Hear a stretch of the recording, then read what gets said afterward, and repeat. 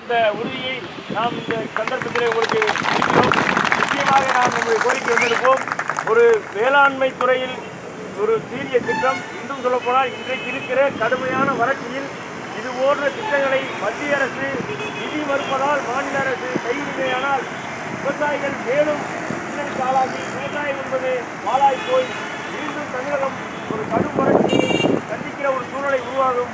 அப்படி ஒரு சூழல் உருவாகும் என்பது இது போன்ற திட்டங்களை நிறுத்துவதும் இது போன்ற திட்டங்களில் பணியாற்றுவர்களை கைவிடுவதும் அரசுக்கு சமூகத்தில் செய்கிற மிகப்பெரிய துரோகமாகும். இந்த நாட்டுக்கு செய்கிற துரோகமாக இந்திய அரசு தொடர்ந்து தமிழகம் போன்ற மாநிலங்களை வஞ்சிப்பதை நாம் வன்மையாக கண்டிக்கிறோம். அதன் நடவடிக்கையாக நம் மீது எடுக்கப்படுகிற இந்த தாக்குதல்களையும் நாம் வன்மையாக கண்டிக்கிறோம். பணி நீக்கம் செய்யப்பட்ட அத்துறை தொழிலாளர்களுக்கு மீண்டும் பணி வாய்ப்பு வழங்க வேண்டும்.